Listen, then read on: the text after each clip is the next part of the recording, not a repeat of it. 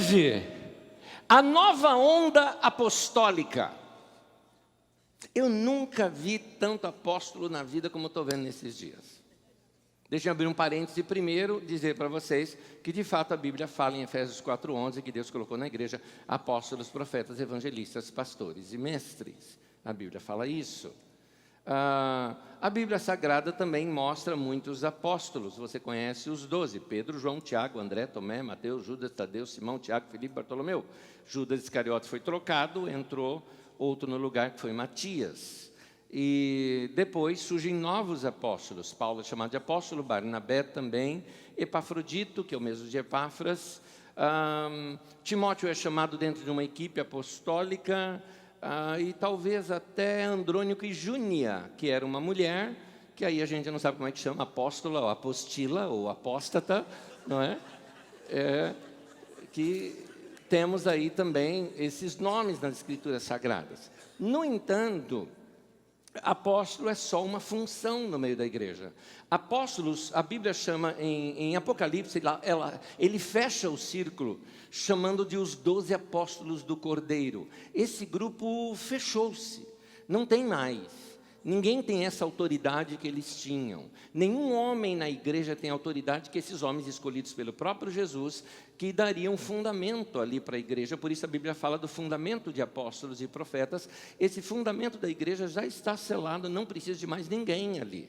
Os demais que surgem é apenas uma função na igreja, como é a de mestre, como é a de evangelista, como é a de profeta, como é a de pastor e como é a de apóstolo. Não é título, é função. Não é cargo. Ninguém está acima de ninguém na igreja de Jesus. A igreja de Jesus não é uma pirâmide que tem alguém lá no topo. Apóstolo não é um papa. Aliás, papa também não existe na Bíblia Sagrada, com todo o respeito à igreja católica, mas não existe isso na Bíblia Sagrada. Então, porque nenhum homem tem essa função. Essa função, já tem alguém que assume essa função, que é Jesus. Cabeça da igreja é Jesus, e todos nós somos corpo de Cristo, inclusive eu, você e qualquer outro que se chame de apóstolo, pastor ou profeta, ou seja o que for. São funções no meio da igreja de Jesus, por isso não são títulos. Se não é título, não é para ser chamado título fulano de tal. Pode notar que eu mesmo falo para vocês, você não precisa me chamar de pastor Anésio. Meu nome já é feio, ainda você coloca pastor na frente, fica duas coisas feias. Não é? Então não precisa fazer isso. Me chama de Anésio, não é falta de respeito, não é nada disso. Foi o nome que meu pai me deu, eu aceito. Né?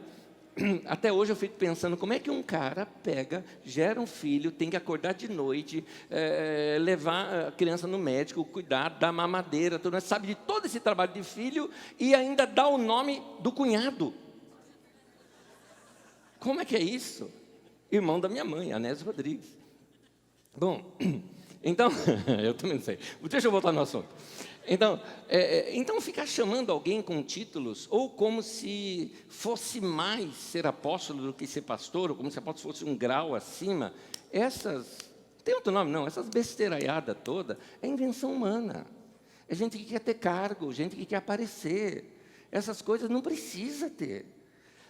Domingo passado eu usei uma expressão aqui que é um português coloquial e popular, está errado na gramática, né?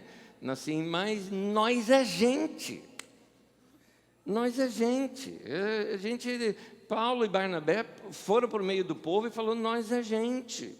Nós não somos esses seres super especiais, vice-deus, né? Intermediários, quartas pessoas da Trindade. Não existe isso, gente. Não existe. A igreja ela é horizontalizada. Todos nós somos iguais. Só temos funções diferentes. Só isso. Tem gente que sabe ensinar, por isso que está na frente. Tem gente que sabe tocar, por isso que está na frente. Você viu o irmão ali tocando saxofone? Pega você, vai lá fazer aquilo lá. Faz aquilo lá para você ver. Sai um forofofó que não vai sair nada aqui, não é? Então, a mesma coisa a área de ensino. Então, Deus estabeleceu na igreja esses dons. Um tem dons de governos, outros têm dons... Tem gente que governa a igreja, claro, porque nós somos de liderança, mas isso não significa que está acima de nós. A igreja tem esse lado horizontal. A igreja, assim, nós temos um acima de nós, que é Cristo, que é Jesus. Jesus, Ele está acima de nós, Ele é o cabeça da igreja. Ponto. Então, mas aí virou moda hoje em dia. E essa moda que tem, as pessoas começam a se sentir assim, muito poderosos em cima disso. E aí doutrinas novas acabam surgindo no meio da igreja, porque esses homens se sentem com a mesma autoridade dos apóstolos lá do Novo Testamento para determinar coisas novas no meio da igreja. Então, começa um movimento onde algumas pessoas assumem uma posição que Deus nunca deu.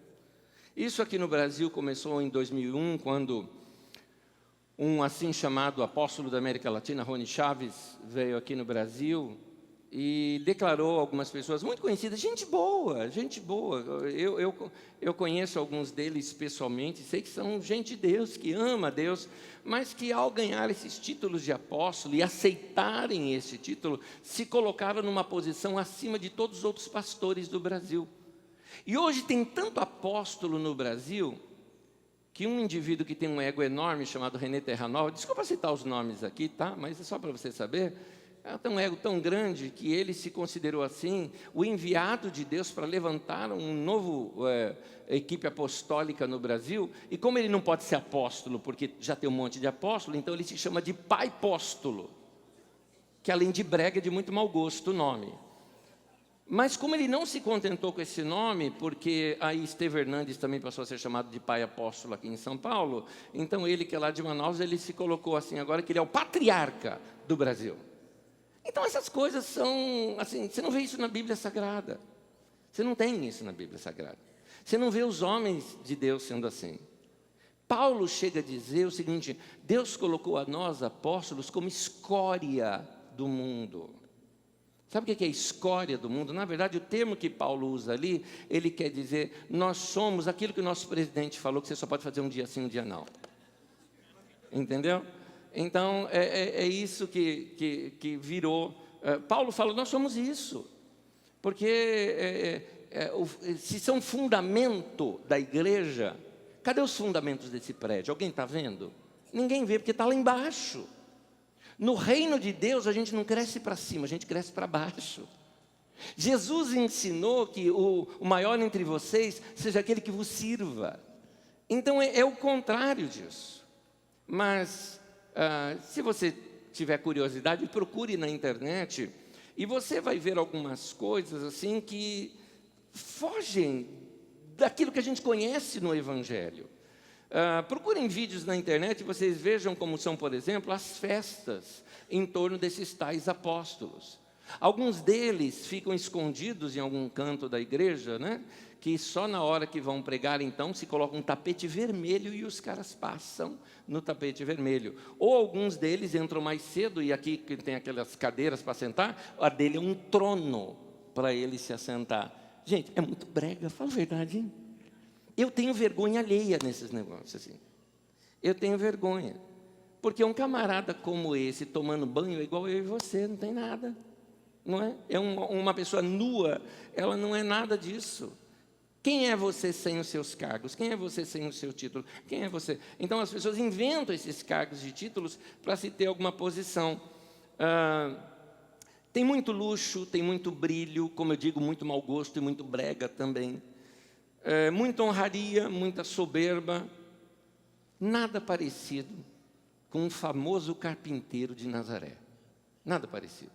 Então, essas são as nossas críticas, porque isso está deturpando o Evangelho, enganando os fiéis, enganando a igreja e colocando naqueles jovenzinhos que começam a ficar apaixonados por Deus e que querem servir no Evangelho, olhando essa turma como sendo o ideal para as suas vidas. E aí emendam numa carreira no meio da igreja, querendo um dia chegar lá como se fosse presidente de uma grande empresa.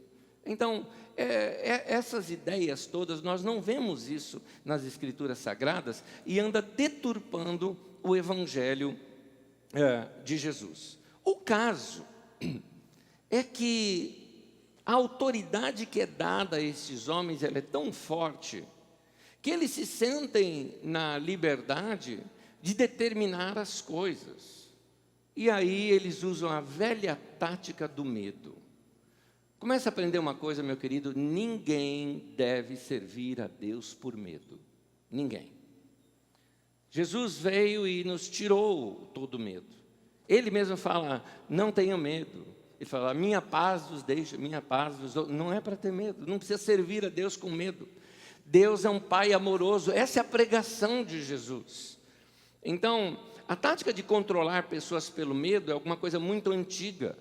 Todo sistema controlador, sejam governos ou até alguns pais também, usam desse artifício do medo para controlar pessoas. Então, essas pessoas estão usando a religião também com este fim. Mas o ensino de Jesus vem para quebrar isso. Jesus ensina alguma coisa totalmente diferente. E é dentro desse domínio, desse contexto de domínio de medo, que surge essa nossa conversa, dessas preocupações que me trazem hoje sobre esses novos modelos de igrejas chamadas apostólicas. Porque existem as chamadas coberturas espirituais. O que é isso? Cobertura que eu conhecia aqui em Osasco tinha a Eternite, por exemplo, né? Isso era. Mas agora, no meio da igreja, existe uma coisa assim: esta pessoa, ela é vocacionada por Deus, ela foi ungida para ser apóstolo. Então, as demais igrejas precisam estar debaixo desse mover apostólico, porque Deus está operando hoje na terra somente através dessas igrejas apostólicas. E você, de alguma forma, tem que estar filiado a um desses apóstolos e debaixo da cobertura e orientação desse apóstolo. Detalhe: tem taxa para isso, isso ninguém conta. Tem taxa, você tem um valor que tem que pagar mensalmente para você ter essa franquia, não é? Só para dizer: estou debaixo da unção do apóstolo fulano de tal. Só para dizer isso. Cá entre nós, besteira. Porque não tem nada disso na igreja. Não existe isso na Bíblia Sagrada. Então, essas pessoas mandam e desmandam. Então, quando alguém pretende sair de uma igreja dessa, olha o peso que faz sobre essa pessoa. Se ela sair de lá, ela está fora da cobertura apostólica. Portanto, ela é um sujeito que está assim, sem cobertura espiritual, sem proteção espiritual. Aí essa pessoa fica com tanto medo que qualquer coisa, isso já é psicológico, qualquer coisa que aconteça de ruim na vida dela, ela vai falar: é porque eu estou sem cobertura, o diabo está me atacando, porque eu não tenho a proteção do apóstolo. Aí quem te protege já não é mais Deus, é o apóstolo. Entendeu? Aí começa a mudar algumas coisas. Gente, isso é outra religião. Isso não é cristianismo. Não é o cristianismo, o evangelho puro e simples que a gente vê nas escrituras sagradas. Isso é outra religião. Aqui na nossa comunidade, alguns de vocês, que eu estou vendo, tem até alguns rostos que eu já estou identificando de conversa que nós já tivemos, de pessoas que saíram de igrejas assim e saíram amaldiçoadas. E ficaram preocupadas: o que eu faço? Eu tenho uma maldição sobre a minha vida? E a maldição sem causa não se cumpre, meu querido. A palavra de Deus fala isso. Mas as pessoas ficam com medo. Já teve uma pessoa uma vez que me procurou e ele falou: mesmo, o que eu faço? O apóstolo me amaldiçoou. Eu falei: querido, não existe. Não, mas você pode orar para quebrar essa maldição na minha vida. E eu tentando explicar para ele: como é que eu vou orar para quebrar uma coisa que não existe? Só tem na tua cabeça. Não existe isso. Mas você quer que eu ore por você? Tá bom, eu entendi. Vamos dizer assim, eu desci no nível que ele entendesse. Falei: tá bom, querido, eu oro por você então. Aí ele parou e falou: mas pera um pouquinho, você é pastor, não é? Eu falei: sou. Então, pastor não pode, tem que ser um outro apóstolo. Eu falei: nós é ralé.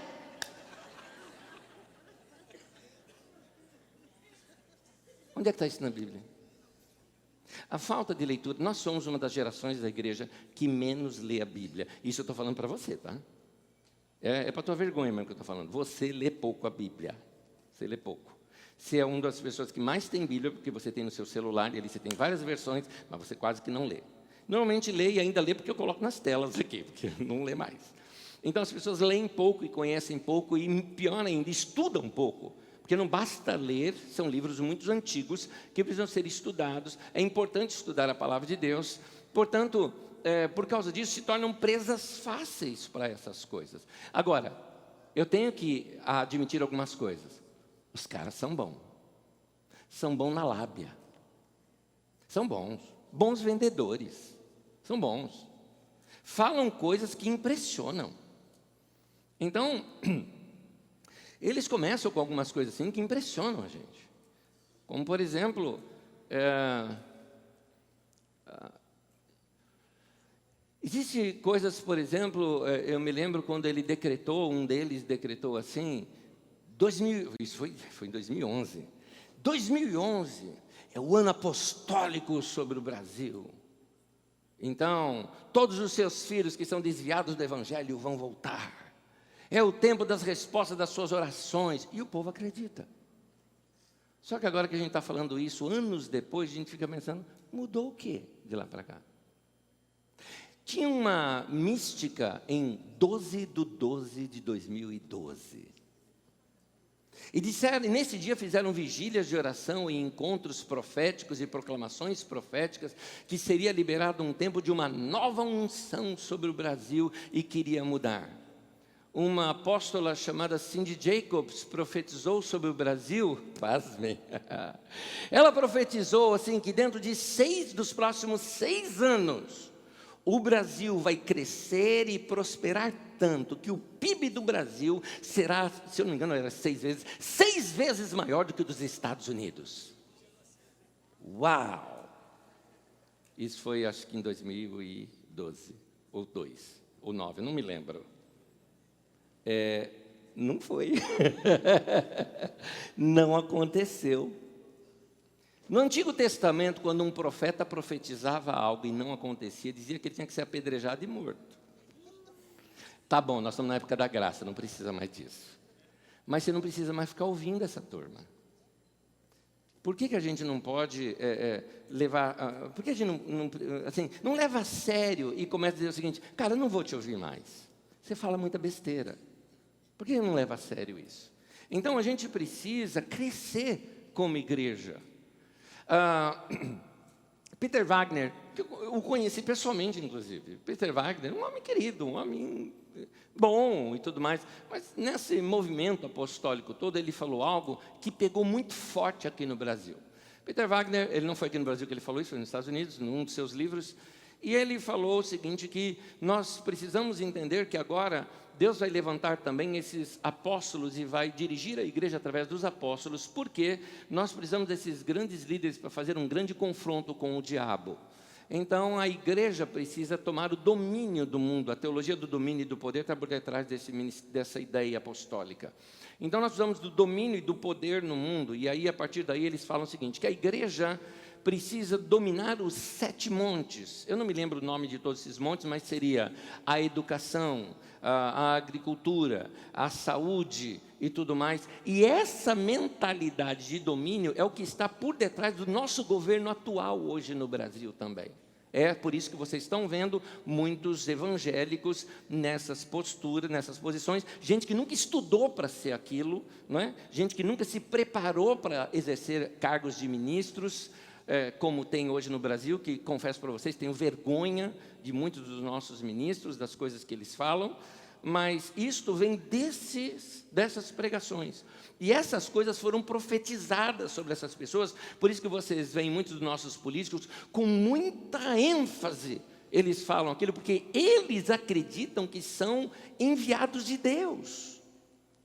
É uma ideia messiânica, eles se sentem Messias, e alguns literalmente, né? Se sentem assim, esse homem, Peter Wagner, disse que chegou o tempo de essas pessoas se levantarem, porque vai trazer a riqueza do mundo para a igreja. Tudo tem dinheiro por trás. Tudo tem dinheiro por trás. O caso, gente, é que essas profecias não se cumpriram. O PIB do Brasil está lá embaixo e esses 6 anos já passaram. Foi dado data, não aconteceu. Situações que foram profetizadas não mudaram. Falaram que em 12/12 de 2012, eu tenho uma frase aqui, quer ver? 12/12 de 2012, este dia seria marcado com um ato profético, onde o Brasil e todas as nações da terra seriam restauradas e estariam aos pés de Jesus. Ué, onde é que eu estava que eu não vi isso? O que eu sei de 12/12 de 2012, acho que foi o fim do calendário maia, foi alguma coisa que eu vi, não é? Mas, então você nota que tem um misticismo por detrás, quase uma bruxaria. por detrás. Situações mágicas. E isso é chamado de igreja, e é isso que a gente ouve nas reuniões de pastores. É isso que a gente ouve nos bastidores da igreja evangélica brasileira. Por isso que a igreja está como está. Por isso que você nota essa pregação por detrás da igreja. Então, com tanto poder nas mãos, alguns destes superapóstolos, e essa palavra não é minha, essa expressão é do apóstolo Paulo. Paulo apóstolo, ele fala isso em Coríntios, tanto capítulo 10, 11 e 12, onde ele trata desses assuntos, ele fala jocosamente, ele fala tirando barato dos caras. Então, se você fala assim, nossa, né, por que você está tirando barato assim das coisas? Porque isso é tolice, isso não é Bíblia, não é igreja. Da mesma forma como Paulo chamava esses caras, esses superapóstolos, né? Como Paulo chama, escravizam esses novos súditos pelo poder da religião.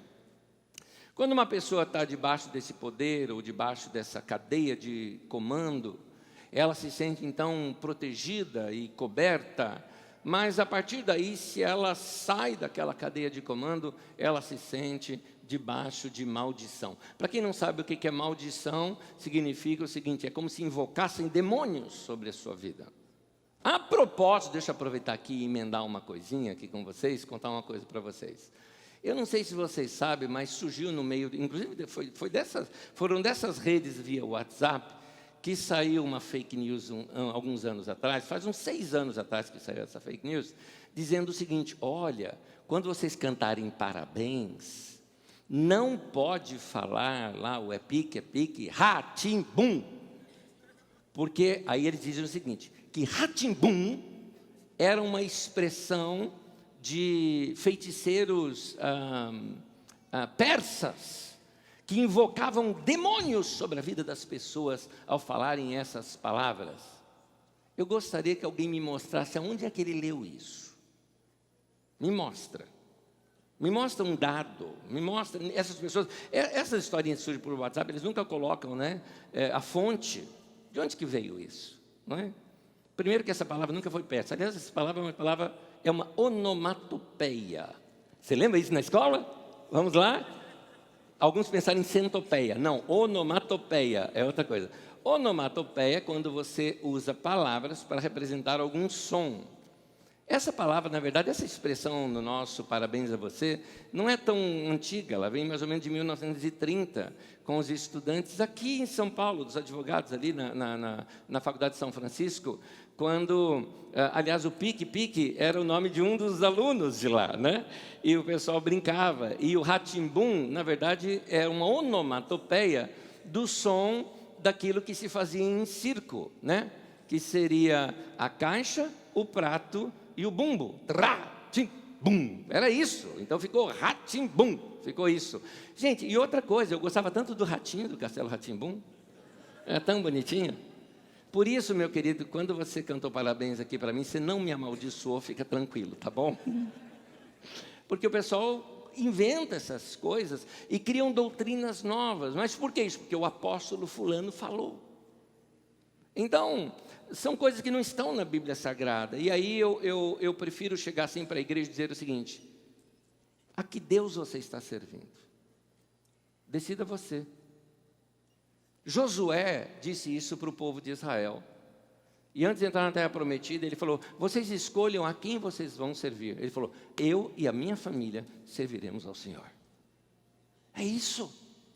Não precisamos seguir essas doutrinas, não tem base na Bíblia Sagrada. Você não precisa de ter medo.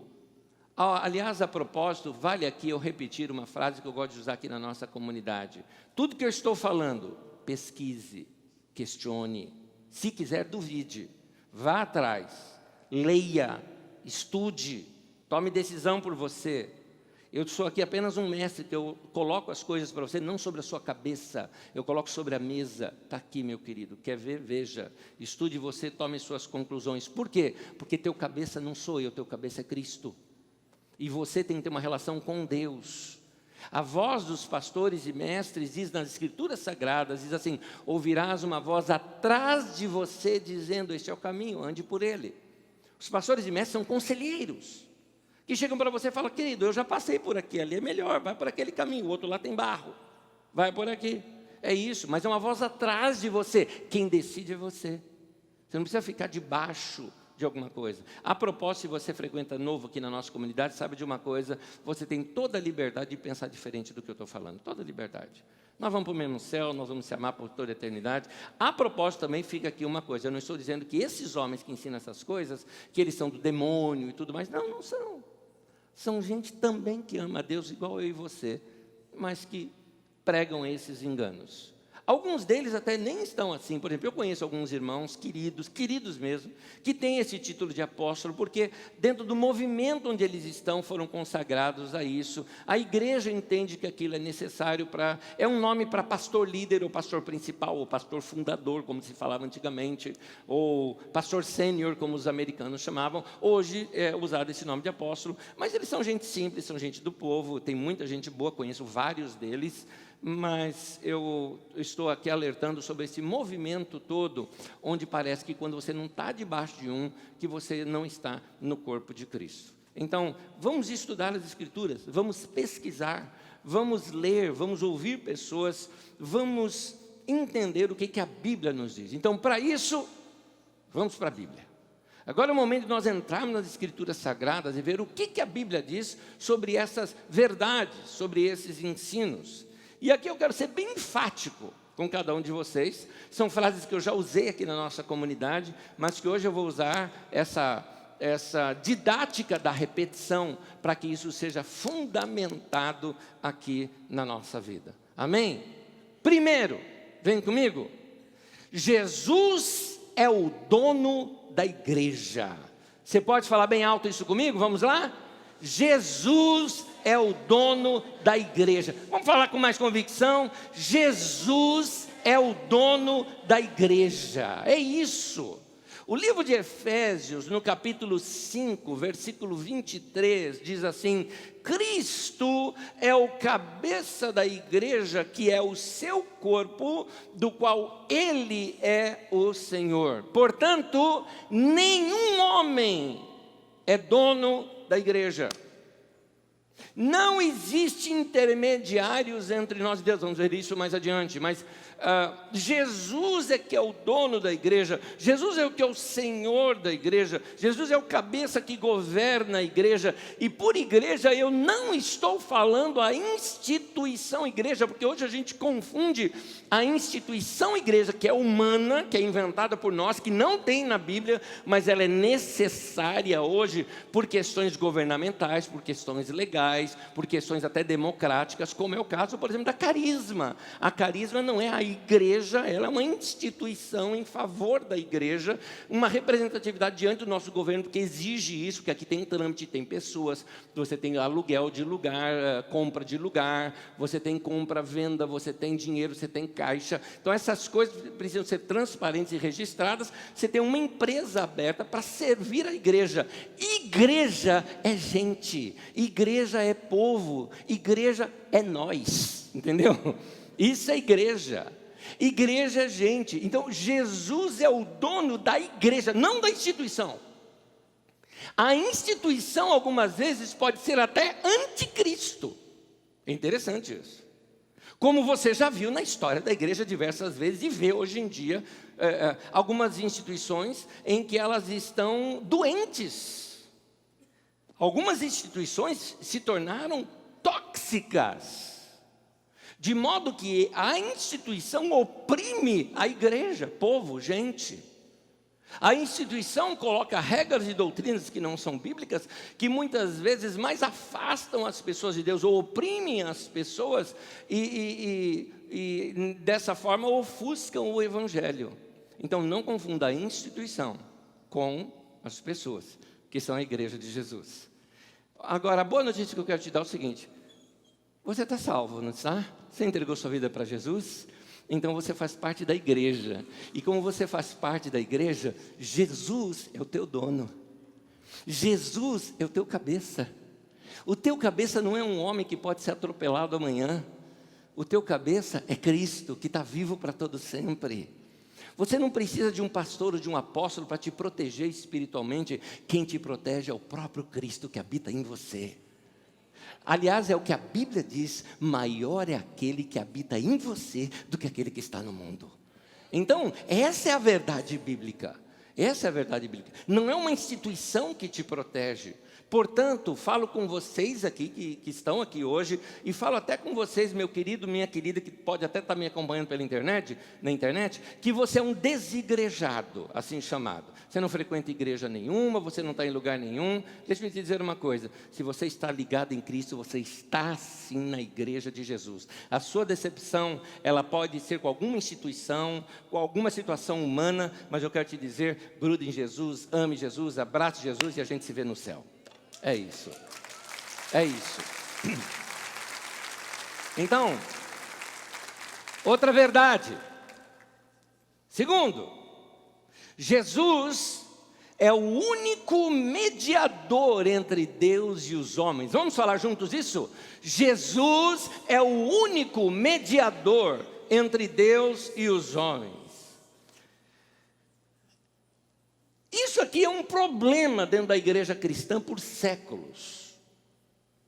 Enquanto os neopentecostais erram dando aos apóstolos essa posição de mediadores, mediadores é aquele que media, aquele assim que está entre Deus e as pessoas, é o cara ali que faz a ligação, ele é o que libera a bênção, né? Ele que, esses caras ali se sentem super poderosos, né? Fala a verdade, ele fala: eu vou liberar agora o poder sobre a tua vida, vai ser o ano da tua vida. Quem que não gosta de ouvir um negócio desse? Não é gostoso ouvir um negócio desse? Só que eu não vou te enganar. Porque não é por causa da minha palavra ou por causa da minha bênção que você vai ter isso. Se vai ser um ano fantástico na tua vida, é por pura graça de Deus, porque Deus é bom com você, é por causa disso. Não tem nada a ver com liberação de homens sobre isso. Mas enquanto os neopentecostais fazem isso, há muitos anos os católicos também fazem isso, colocando intermediários entre Deus e os homens. Me permita que os católicos, essa crítica, mas assim como eu estou criticando os neopentecostais, me permita também, porque o Papa não é um intermediário entre Deus e os homens. Essa palavra pontífice, ponte, só cabe a Jesus, não cabe a um ser humano, não é? Eu amo o Francisco, acho ele fantástico. Aliás, o Jorge, que é o nome dele, né? É um irmão muito querido.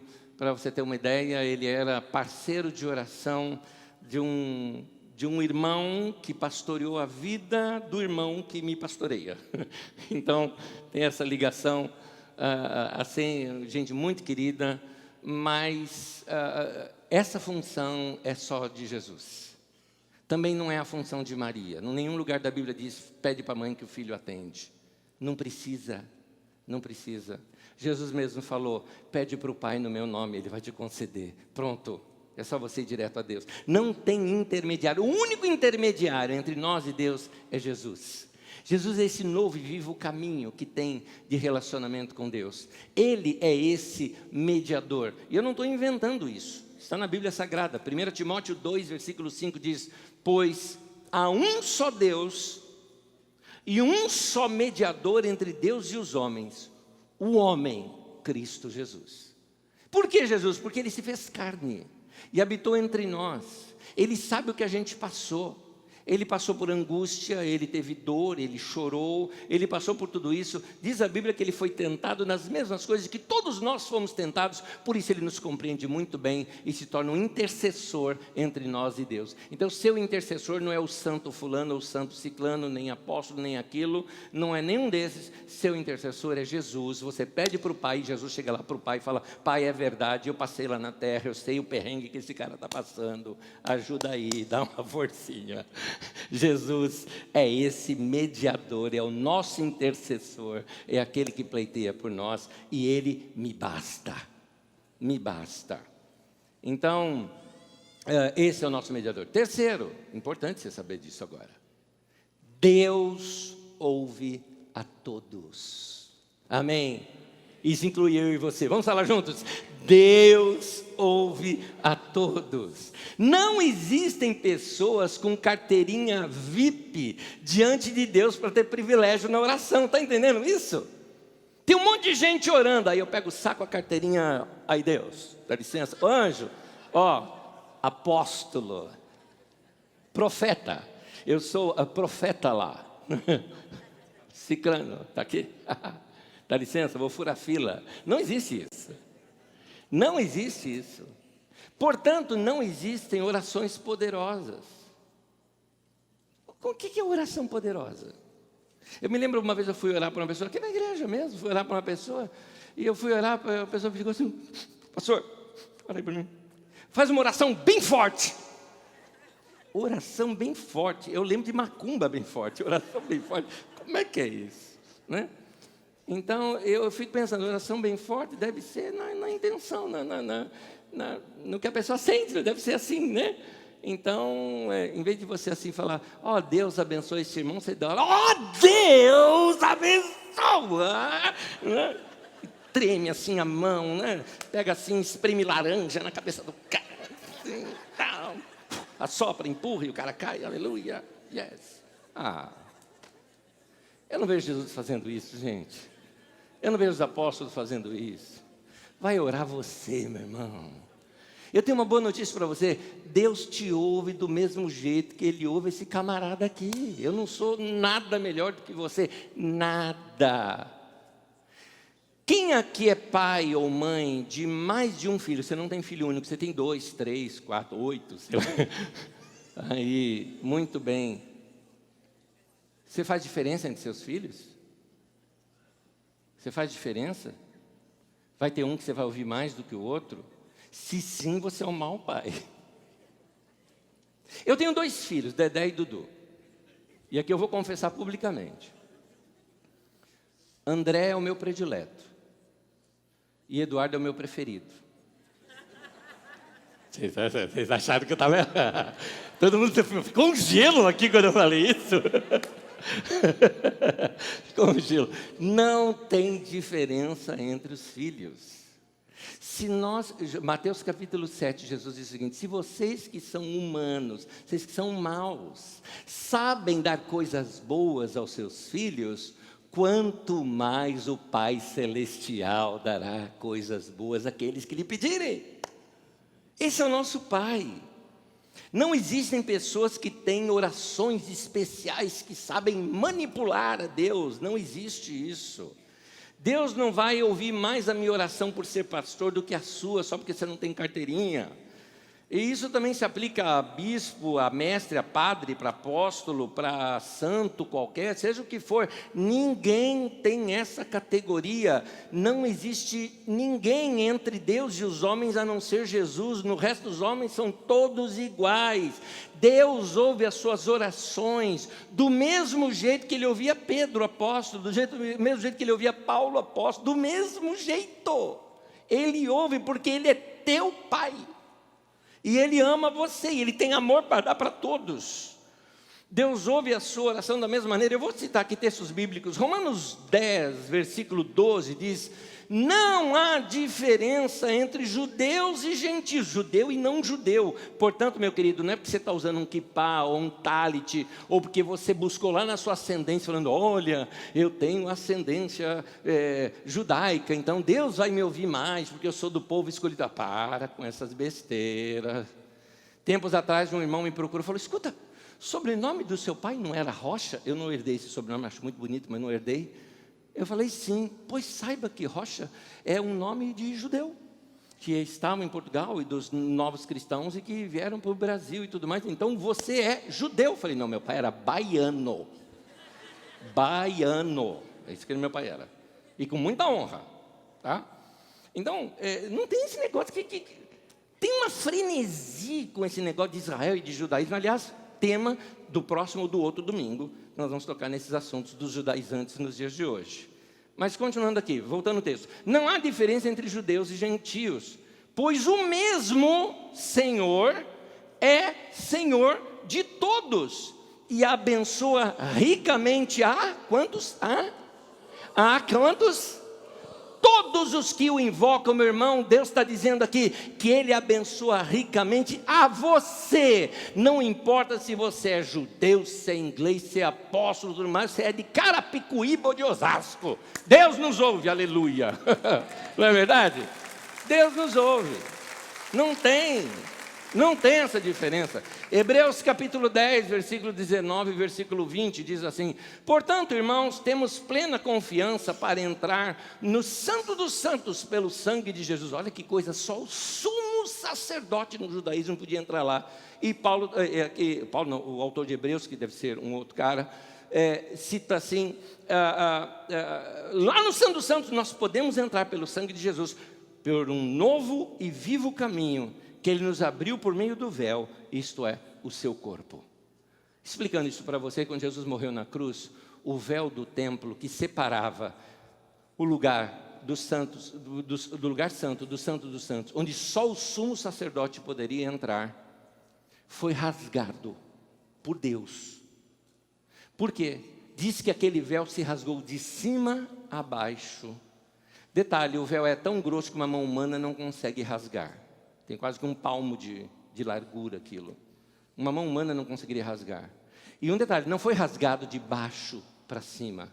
Foi de cima para baixo, mostrando, Deus está dizendo, um novo caminho foi aberto. O Santo dos Santos está aqui, a Arca da Aliança, minha comunhão com o povo. Eu quero falar com todos agora. O caminho está aberto, porque Jesus morreu na cruz no nosso lugar. Então, por intermédio do seu corpo foi rasgado, o véu foi rasgado. O problema é que hoje a igreja está costurando o véu que Deus rasgou. Essa frase é de João Alexandre, numa das suas músicas, que ele termina dizendo, nesses lugares é proibido pensar.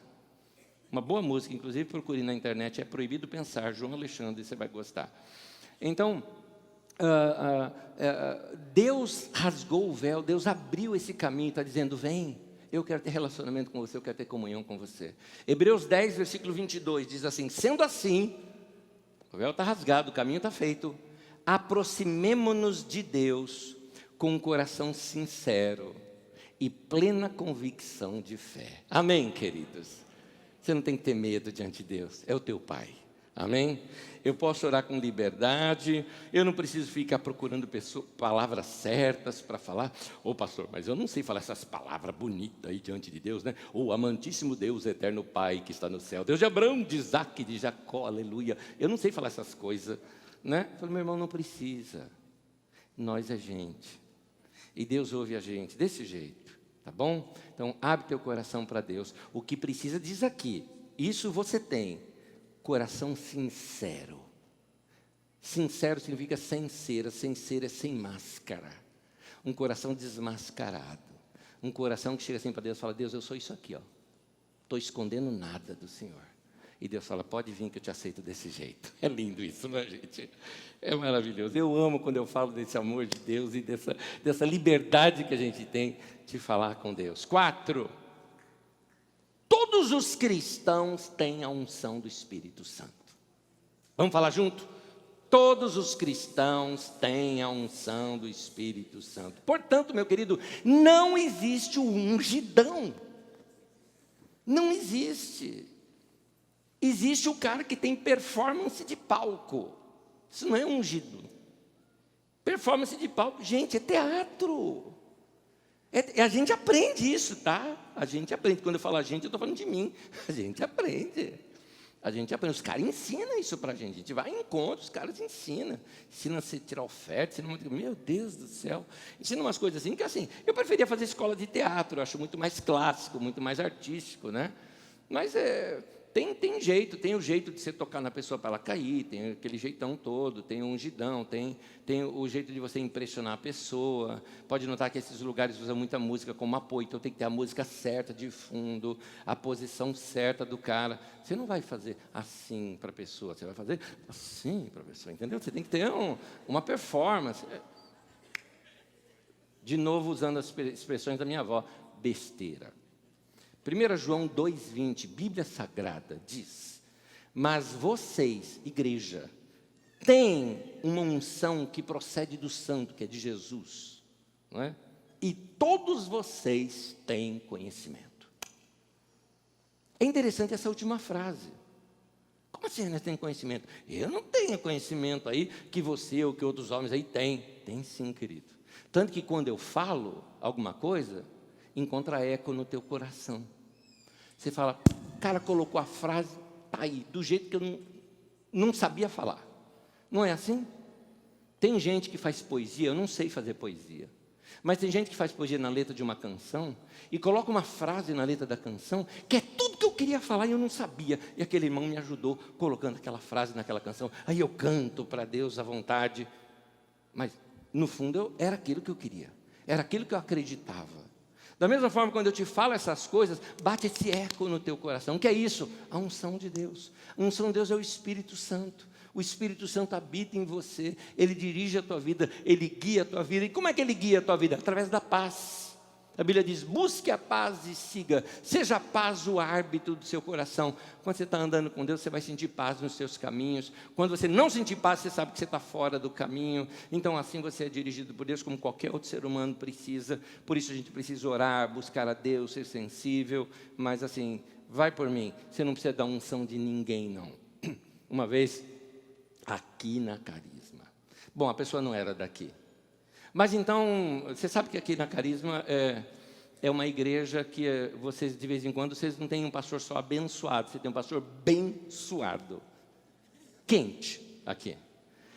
Então, eu com meu famoso lencinho, fazendo assim, e para lá e para cá, terminou o culto, chegou um irmão assim para mim e falou, pastor, eu quero esse seu lenço.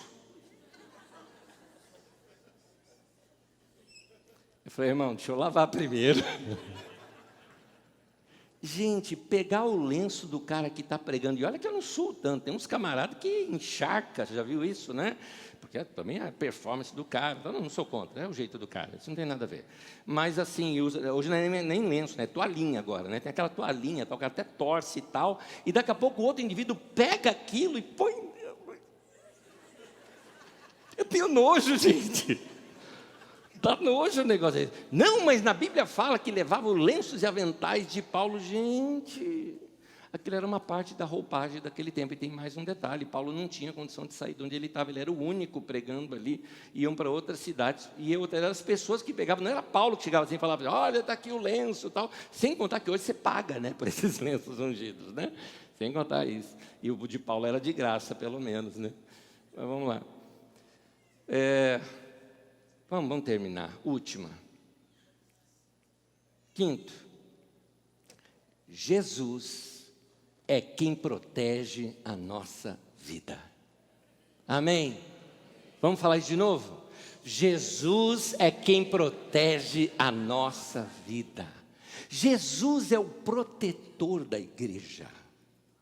A igreja somos eu e você, e quem protege a nossa vida é Jesus. Não é estar debaixo de alguma doutrina ou cobertura apostólica, ou debaixo de alguma regra de doutrina que você está protegido. Não tem nada a ver com isso. É por você estar em Jesus, meu querido. É porque você está em Jesus, é que você está protegido. Eu quero te dizer uma coisa, meu irmão. Você, quando anda com Deus, lembrando aqui a você, não existe um intermediário entre você e Deus. Não existe ninguém que está assim, guardando a tua vida. Eu posso orar por você, mas não sou eu que vou guardar você. Eu estou pedindo ao meu Pai, ao teu Pai, para que Ele faça algo na tua vida. Não sou eu que estou guardando você. Então, saiba de uma coisa, quando você anda com Jesus, você não precisa de mais nada. Você já tem tudo que você queria. É isso que o Salmo 23, citado aqui no nosso culto, quer dizer naquela primeira frase. A melhor tradução seria o seguinte: o Senhor é o meu pastor e eu não tenho falta de mais nada. É isso. Eu não preciso de mais nada. Se Ele é o meu pastor, Ele vai me guiar, Ele vai me cuidar, Ele vai me ajudar no vale sombrio, Ele vai me guardar todos os dias da minha vida. Ele é o meu pastor. Então, o teu pastor é o Senhor. Sirva o Senhor de todo o teu coração. Dá a tua vida para Ele. Anda com Ele. E você vai estar seguro em nome de Jesus. Amém. Último texto que eu quero ler com vocês. Peço que vocês acompanhem em pé comigo. O texto é um pouco longo, mas isso deixa muito claro as palavras de Paulo, apóstolo, que diferem muito disso que a gente aprende aí nos dias de hoje. Mas que isso infunda fé no teu coração. E você saiba o que é que Deus tem para vocês. Romanos 8, versículo 31 ao 39. Vem comigo? Vamos lá. Eu vou lendo e alguns trechos eu vou pedir para você repetir comigo. Diz assim: que diremos, pois, diante dessas coisas? O que está em negrito ali, você pode ler comigo? Vamos lá?